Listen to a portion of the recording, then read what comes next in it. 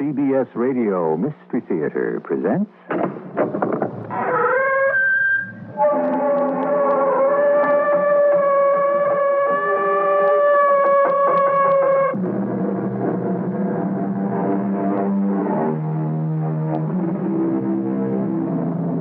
Come in. Welcome. I'm E.G. Marshall. Revenge is sweet or evil or empty, according to the feelings of the writer at the moment he or she created the story of revenge. However, there's no denying that the literature of the world abounds in stories of diabolical revenge which are eagerly read. I myself have shuddered deliciously at many great stories of revenge, but I can honestly say that I have never read a more blood-chilling story of revenge than the one I bring you today.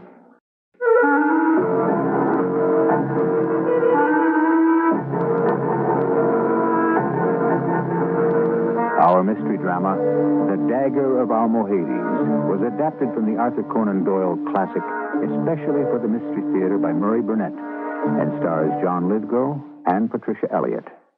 I'll be back shortly with Act One.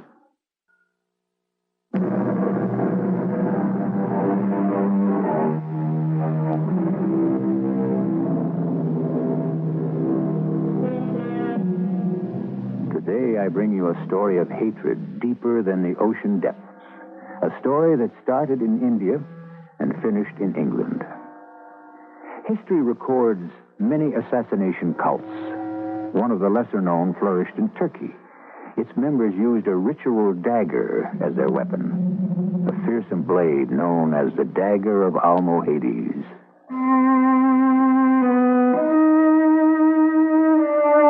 My name is Lytton, Major John Lytton, formerly a surgeon with Her Majesty's troops in India. I'm a collector of Eastern curios, and although my intellect tells me that none of the happenings could be laid at my door, nevertheless, I wish to heaven I had never heard or seen the Dagger of Almohades. However, one hot afternoon in Benares, I had left the post to go on a shopping expedition, and I found and purchased this dagger. To my astonishment, the following afternoon, the merchant who'd sold it to me appeared at my dispensary on the post. Sahib, 1,000 pardons for disturbing you, but only the gravest of circumstances would make me come to your office. Yes, Mitraj. What's wrong? The dagger I sold you yesterday, Sahib, it was a mistake. Look, I have a number of patients waiting, Mitraj. Forget politeness and come to the point. I must ask for it back. What? Of course, I will pay you not only the price you gave me, which was ridiculously small, but also I will give you a profit. But I don't want to sell it. I bought it because I like it. I still like it. I should never have sold the dagger. It was a mistake. Well, it was your mistake, and you'll have to pay for it. Oh, please don't say that, Sahib. You do not know the price I shall have to pay. Now, look, if you made a bad deal, I'm sorry, but the dagger is mine, and Sahib, it is my life we're talking about. Nonsense. And not only mine, but also yours, if you insist on keeping the dagger. You're serious, aren't you? I beg you to listen most attentively. As you know, this was not an Indian, but a Turkish dagger. It is known as the Dagger of Almohades. It belongs to a sect of assassins. The dagger can belong only to one of them. If it should fall into other hands, they will get it back at any cost.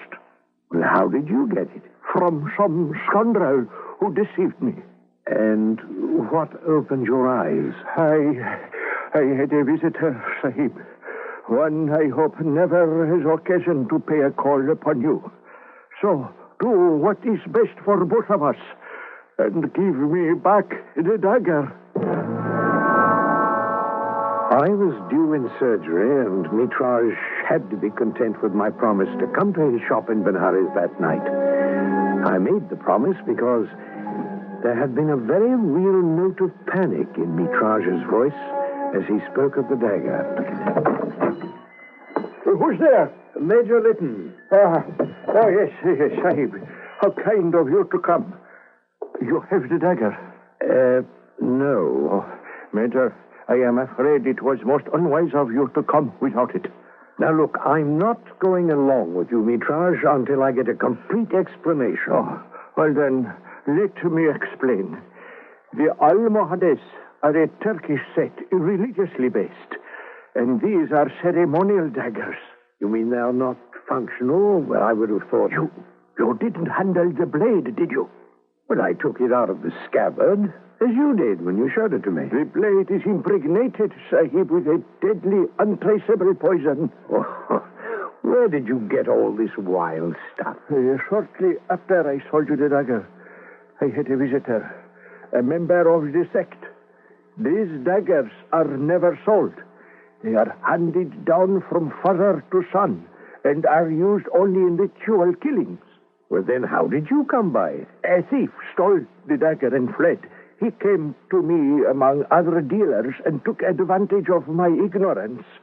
The owner also came to me looking for the dagger. I told him I had sold it. That is when he told me to get it back. Well, now, how do you know that this owner was telling you the truth? He had proof, Sahib. Another dagger.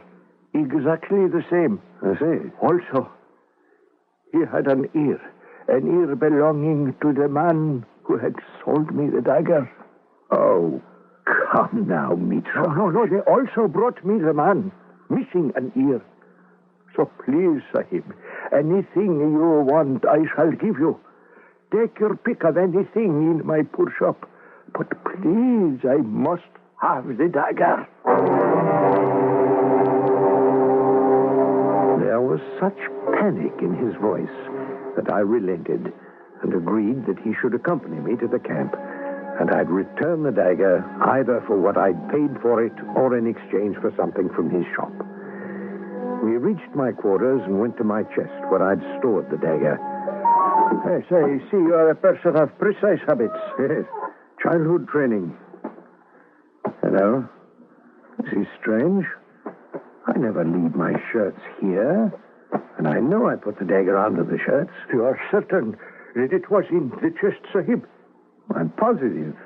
And it's not here now. Well, perhaps you put it somewhere else. Somewhere for safekeeping. You're grasping at straws, Mitrage. The dagger's gone. Someone has stolen it. I think I should be going.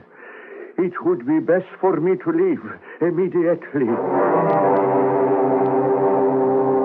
The next time I saw Mitrage was in the Benares morgue. He had been stabbed to death. The dagger was never recovered.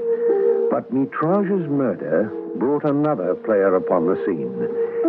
Major General Tony Andreas, later to become Lord Andreas. I first met Tony when I'd been summoned to testify at the inquest on Mitrage. Come in, Lytton, and please be so kind as to close the door behind you. Thank you, sir. Have a chair. I'm Major General Andreas. Rotten job taking care of personnel and records and handling all the legal nonsense that comes up. Now, what are these rumors I hear about some kind of involvement you had with this merchant, Mitrage? Well, sir, I purchased a dagger from him. It was a curio. I collect Eastern objets d'art. Is there anything special about this missing dagger? Well, according to the murdered man, sir, it was a ritual dagger used by an assassination cult.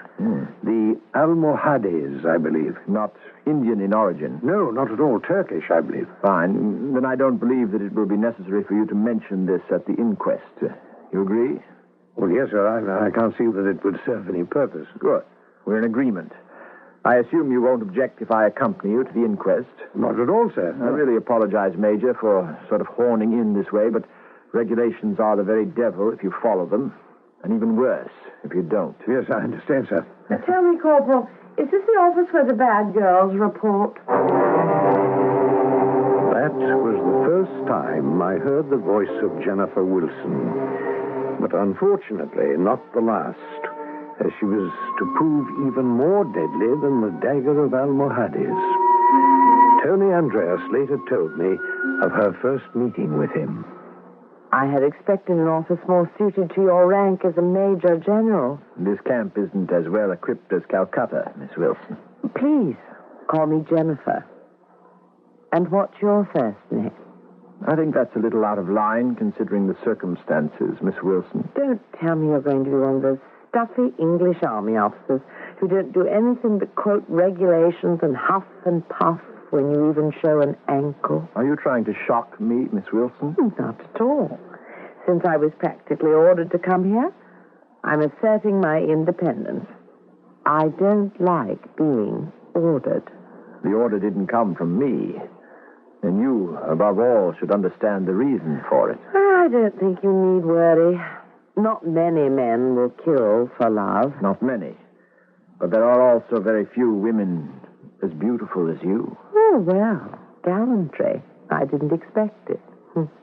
Now tell me, sir, am I here to receive instructions from you to see to it that army officers do not fall in love with me? It should be obvious to you that what happened on the military base in Calcutta was close to a national scandal. Oh, that depends on one's point of view. And what's yours? In the Middle Ages, it was quite common for knights to joust for the favors of a lady. I find it romantic that two men were so much in love with me that they fought a duel. It is regrettable one of them died. This isn't the Middle Ages, and dueling is a criminal offense in the British Army. Isn't a soldier's business the killing? Would you consider it tactless if I asked you what were your feelings toward these young men? Not at all. I liked them both. I promised them nothing. If they chose to fight over me, that was their business. I see. The Army has made it my business to tell you that it is completely within my discretion to decide upon the length of your stay with your uncle. If at any time your actions lead me to believe your presence here would cause trouble, you will be asked to leave. Is that understood? Perfectly, sir. It would seem that I should try to be very nice to you, shouldn't I?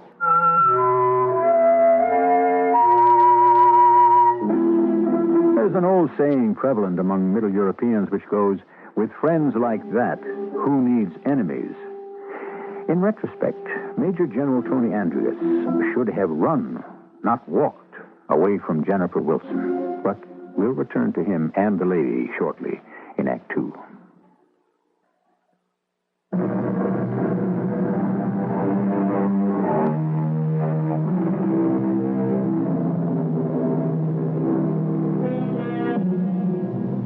I've often wondered what makes a woman a femme fatale.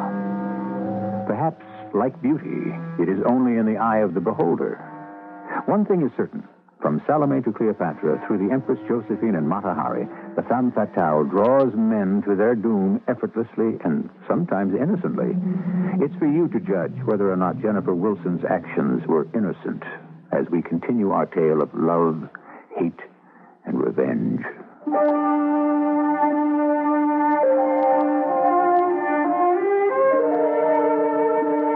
Obviously, the arrival of any beautiful young English woman such as Jennifer Wilson in Benares would have made tongues wag. But her reputation and her behavior caused a sensation, particularly since it was obvious that Major General Andreas took more than just an official interest in her. Sorry to be so frightfully late, Tony, but I've just had a most unpleasant experience. My dear Jen, I've learned in these last few weeks that there are two kinds of time. Regular time and Jennifer time. According to the latter, you're not late at all. Our appointment was at 4 o'clock, and it's now just 4:45. You've been in Benares far longer than I. All shopkeepers, either sinister or superstitious. Whom do you want me to punish, and why? I hate to be teased, Tony. This was really strange. Well, let's have tea, and you'll tell me about it. I took the liberty of ordering. Well, I just adore those little curio shops, and I went into one in a side street because I was attracted by a bracelet in the window. The man would not sell me the bracelet unless I also bought the dagger. What on earth are you talking about? He said he'd been expecting me. And then he showed me this dagger, a curved, dangerous-looking weapon in which I had no interest at all. He insisted that I should buy it. Wait a moment. Can you give me a more detailed description of this dagger? Only that it was very ugly. It was something that I would never want. Well, maybe we should go back to the store together. I'd like to look at that dagger. Why? It's something that happened before you came to Benares. It has nothing to do with you. Well, then why did that horrible old man keep insisting I should buy it? He kept hinting I should buy it for protection. Well, why would I need protection? And from whom? Let's go find that store.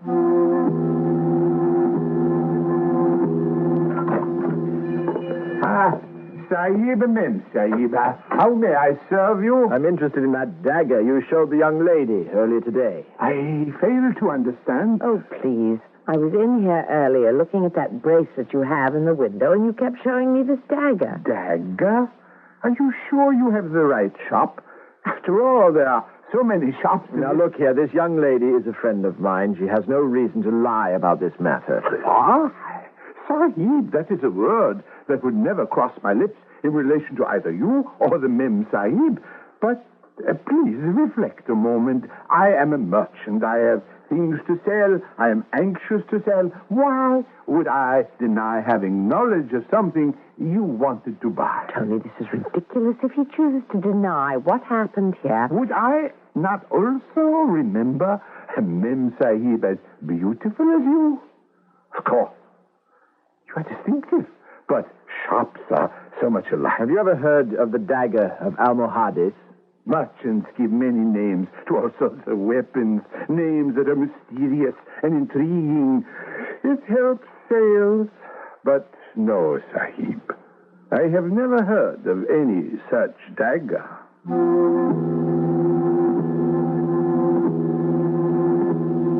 Andreas reported this curious incident to me, but I soon forgot it. We were having casualties from an insurrection in the mountains, and I was very busy. In addition, Tony Andreas's father died, and Major General Andreas became Lord Andreas, inheriting the title of his father. This triggered a startling change in his relationship with Jennifer Wilson. It happened shortly after he returned from leave to attend the funeral in England, when they met at a social event in Benares. Have you been avoiding me, Tony? Or should I now call you my lord? Tony will do. Now, should I call you Jennifer or Milady? What? Are you saying what I think you're saying? If you think I'm proposing, then I'm saying what you think. Jen, this is the first time I've ever seen you at a loss for words. Don't tell me you're surprised. You knew how I felt about you. Well, of course. Well? But I think I'd like some air. Shall we step outside? Of course. Still tongue-tied? I've just never thought of myself as a wife. I don't think that we should be married. I love you, Jen. And you're the first woman I've ever said that to. Oh, Tony, how many women have you known? I know you can't understand why I haven't made more of my opportunities with women, but frankly, until I met you, I found most women boring. As I'm afraid I shall find marriage. I'm a woman who craves excitement and change, not a house and servants in Belgrave Square. I think I'll be able to make you change your mind.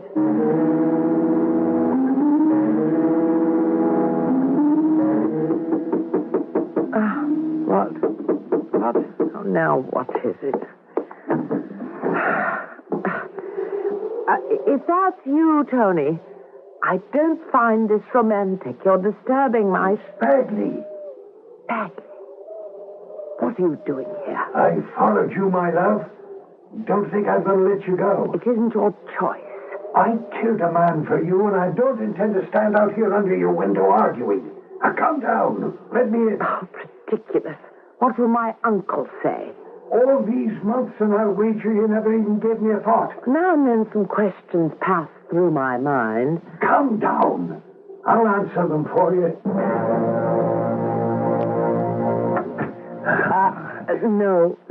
No. We're not picking up where we left off. What do you think kept me going all these months? The thought that we'd be together again, and now we are. I thought you were going to tell me what you've been doing since you left the army. You put it so beautiful, my beautiful. Left the army. You mean after I was thrown out? Thrown out because I wouldn't share you with another. Your choice, not mine. Right. You, Jennifer, you were always my choice. And I'm here to claim you. You're mine. You still haven't learned that I belong to no one. Oh, not even the new Lord Andreas. You know about Tony. I've been keeping tabs. I've made a bundle, Jennifer. And I can make a lot more with your help. You mean using me as bait in one of your schemes? Don't call it a scheme. It's a magnificent stratagem. It'll make us rich. Don't count on me. Let me tell you what I've been doing. I made a contact with a friend of a Maharaja, a good friend, who has access to rubies and diamonds and other valuable gems. Look, they brought you a present. Here. Oh, it's beautiful. Exquisite. There are strings to it. Definitely. Well, I'll need time to think. Now you just come into my arms, and you'll have all the time in the world. No. You mean it, don't you? Yes. All right. But while you're thinking, think about what I can do to your reputation. And don't think I won't if you choose against me.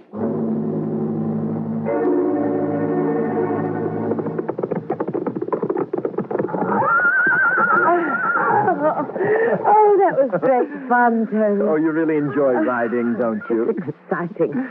Yes, I like it. I have stables and horses at my country place.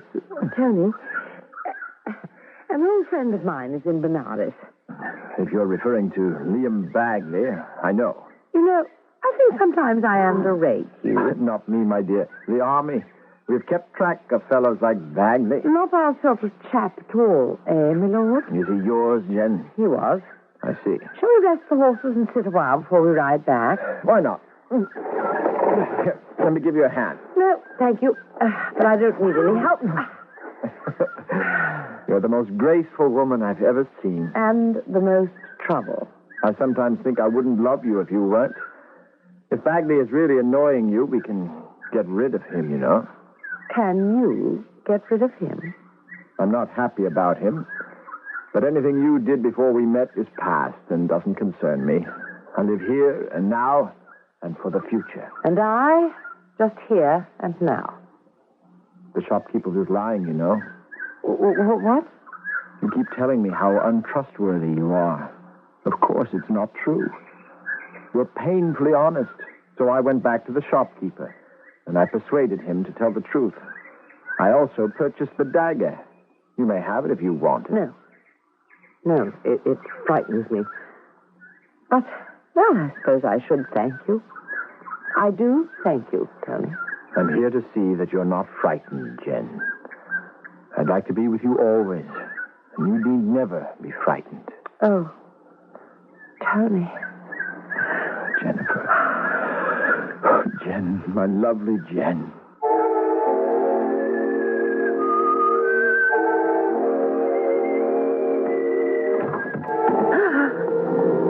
Who's that? Is there someone there? I'm coming down with the light, so there's no sense in trying to hide. Darn it. So it's you, Liam. Oh, what are you doing here? Now, that's a pretty cold reception for a man who took a wax impression in order to get a key to let me in to see you. You wouldn't have thought of walking up and ringing the bell. You know me, love. Extra keys always come in handy. Liam, it is over between us. Not on your life. When I shot and killed Williams and torpedoed my army career, we were bound together forever. Only in your mind. And in my heart and soul. Keep away from me. I'll call for help. I know your uncle's away at a meeting, and I also know the servants are gone. So I'll give you a choice. I have horses and a carriage waiting. You can either pack your things and get dressed, or come with me the way you are. I'm warning you, Liam. Keep your distance. Remember the last time you warned me to keep my hands off, do you? Liam, it's no use. Oh, I like it when you fight and scratch. What's this? A pistol. My beautiful Jen has taken to carrying a pistol. Let her go, Bagley. Now. Why, of course. Well, but isn't the very model of a model Major General? Or is it Lord Andreas you prefer? Get out. Oh, you disappoint me, sir. I was given to understand work would keep you... You were misinformed. I thought it best to follow you. I was right. Well, we'll see about that. No, we won't. Get up. If I get up, Major General, my lord, sir, you'll be sorry. Because I learned my fighting in the back streets of Dublin. On your feet. Watch yourself, my lord. I'm no gentleman. Neither am I. Very good, sir. But this time I'll go for the king. Oh, Jennifer. I should have known. From the day I met you, I was looking at my own death. An argument between a man and a woman as to which of the sexes had the most problems came to a surprising end when the man insisted that men have more problems. When asked to prove it, he said simply, "It's obvious. Men have to put up with women." I would add, men don't have to. They choose to, just as Lord Andreas has made a choice.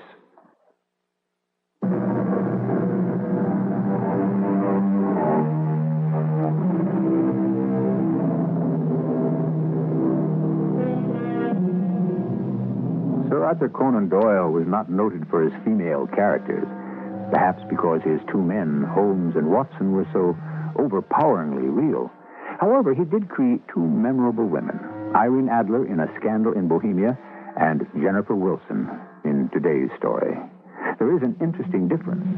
Although Irene Adler was Holmes' worthy opponent, she was essentially moral, whereas Jennifer Wilson is one of fiction's most amoral women. Oh, he's dead. Liam is dead. Yes, Jennifer. You're an excellent shot. But was it really necessary? Well, Tony, I wasn't sure you would win. You shot him to protect me? Partly. That won't do. What? There will be an inquiry. Once again, you're involved. Luckily, I can testify that Bagley was attacking you. You should be acquitted. And you? You're concerned about me. You were protecting me. You fought for me. I had intended to resign my commission anyway. Go back to London. And there, I had hoped to be married. And so, in a glittering wedding that was a great social event, Jennifer Wilson and Lord Anthony Andreas were married. The beauteous Lady Andreas was the sensation of London society, and for a short time things went well for the handsome new couple. But events took an ugly turn when Lady Andreas met Sir Gerald Stone, the most brilliant surgeon in London. They met at a charity ball.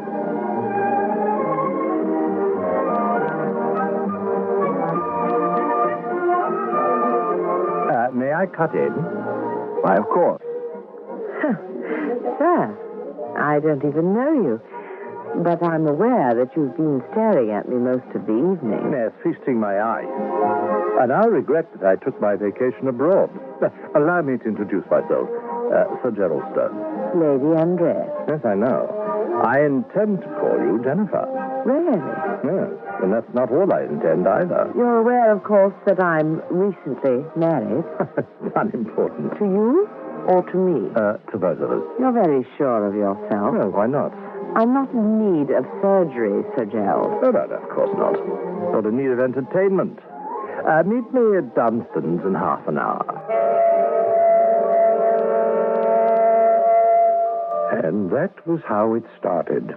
A liaison that had all London talking.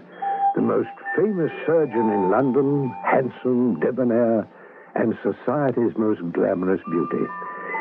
Neither of them made any attempt at secrecy, and their behavior was brazen, to say the least. Of course, Lord Andreas could not help but see what was happening. Going out again, Jen? Yes. I can't say you didn't warn me. About what, love? About marriage not being your dish of tea. Oh, you're disturbed about Sir Gerald. The devil with Sir Gerald. It's you who scares me, Jen. You ought to know by now, Tony, I'm like a cat. I always land on my feet. You have a lot of feline qualities, Jen. But even a cat has only 9 lives. How many escapes have you had? I haven't kept track. You should, Jennifer. You're walking very close to the line. Ah, threat, Tony, my dear. I should think if you're contemplating any action, you should deal with Sir Gerald. Ah, you'd like that, wouldn't you?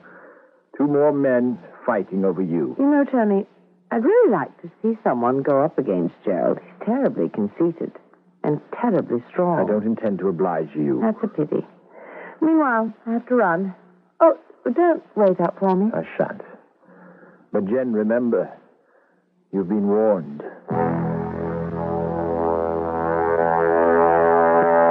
The scandal grew to such proportions that I felt constrained to speak to Sir Gerald Stone about it. I was no longer in the army and was practicing medicine in London. My practice had brought me in close contact with Stone. We were associated with the same hospital. Well, good to see you, Lytton. I assume you want to talk to me about my relationship with Andrew's wife. Well, I must say you take it coolly. Well, what other way is there to take it?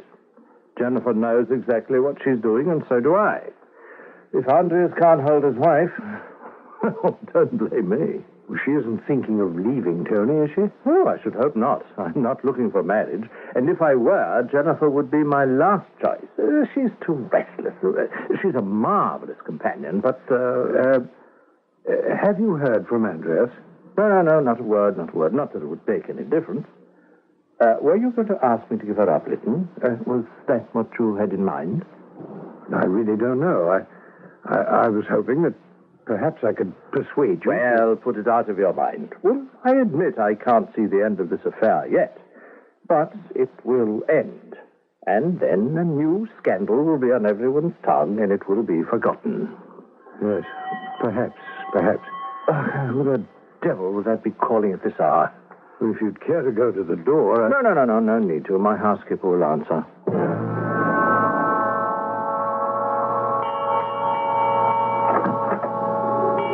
Yes. I must see Dr. Stone. It's past his office hours and the doctor's going out. At once, it is a matter of life and death. Here is my card. Oh, I can't promise anything, but come into the waiting room. I'll go into the doctor's study and tell him you're here. Thank you, but please do it quickly. There is so little time.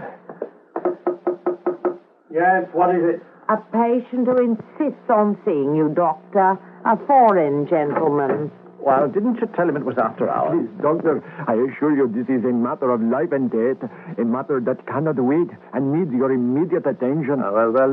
Come in, but make it fast. Now, what's the problem? You look healthy enough to me. It is not I, sir. It is my wife. She is the one who so desperately needs you. You're the only man in the world who can save her life. I give my housekeeper your address. I'll come round in the morning. I have an engagement tonight. The morning will be too late. Here, in this purse, there are 100 gold pieces, and they are yours. Only save my wife. But I have no idea what's wrong with her. I will tell you. I also promise it will not take you more than 1 hour. Well, how can you make such a promise? Are you a physician? I am a dealer in curios, Sahib. That is why I came to London. I have done good business. Next week, I go back for more things, but I did not succeed in selling everything this trip. Have you ever heard of the Dagger of Almohades, Sahib? Please, confine yourself to what is necessary. You will see that it is necessary, most necessary.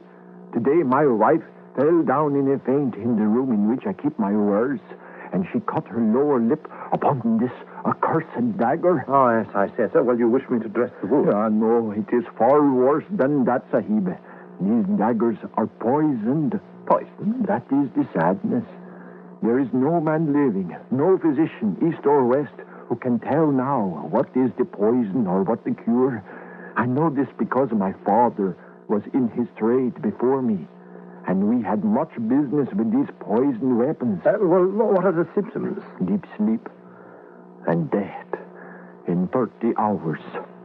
But if, as you say, there is no cure, why should you pay me this enormous fee? No drug can cure, but the knife may. How? The poison is slow of absorption. It remains for some hours in the wound. Well, then it might be cleansed by washing. No, it is too subtle and too deadly.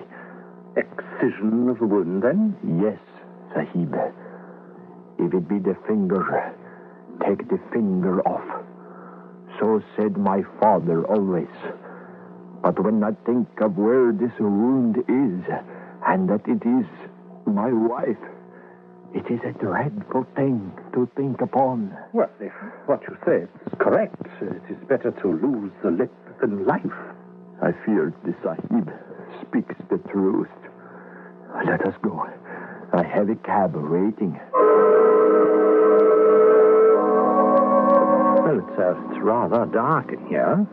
It's the room where I keep my wares. I thought it best not to move her.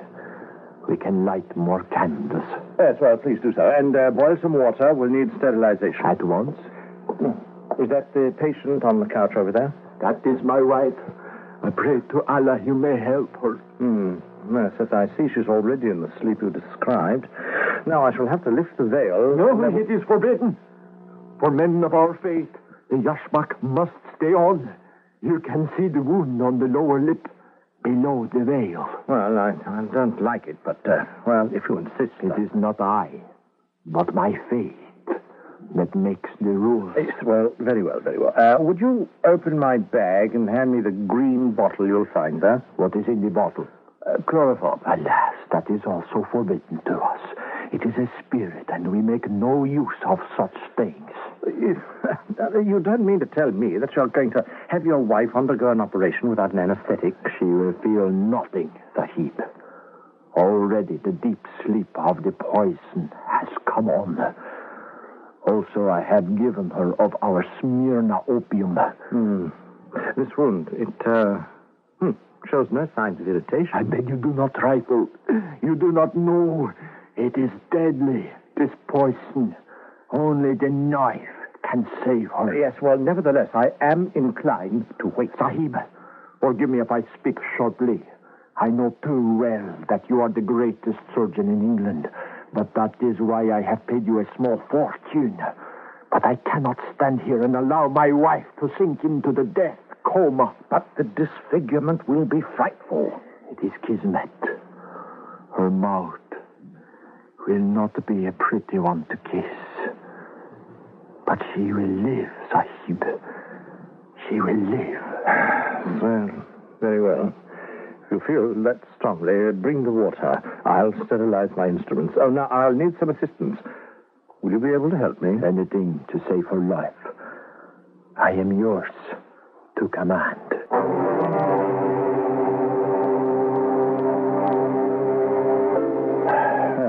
Yeah, that's the last suture.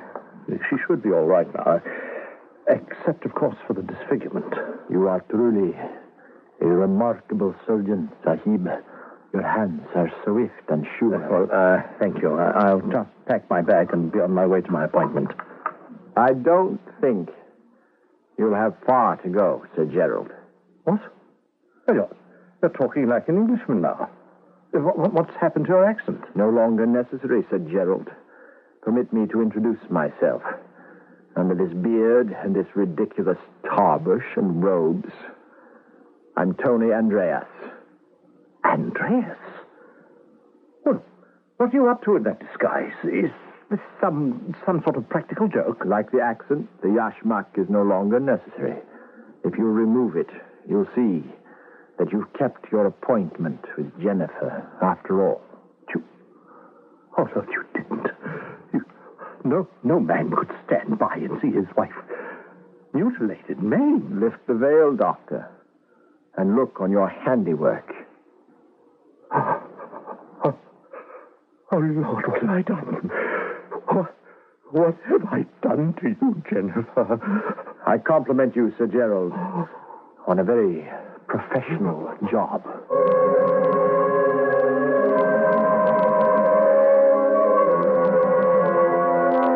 That night, I received a telephone call from Sir Gerald Stone's housekeeper. She told me that Lord Andreas had brought him home in a pitiable condition and begged me to come at once. When I arrived at his house, I found a babbling wreck of what had once been a man who'd completely lost his senses. As for Lady Andreas, all London wondered why she entered a convent and was never seen again.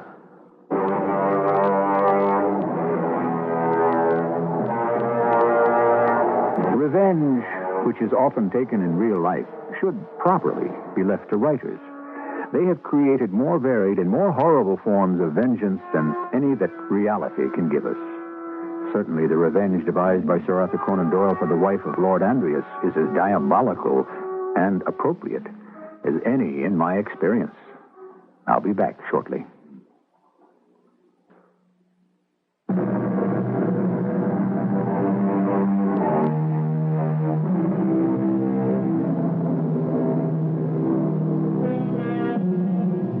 I do not know whether the Dagger of Almohades actually exists.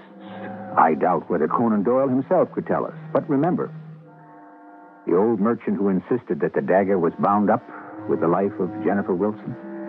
I think that Conan Doyle believed, along with Robert Herrick, that there is no armor against fate. And it was Jennifer's destiny to be destroyed by the Dagger of Almohades. Our cast included Patricia Elliott, John Lithgow, Court Benson, and Earl Hammond. The entire production was under the direction of Hyman Brown. This is E.G. Marshall inviting you to return to our Mystery Theater for another adventure in the macabre.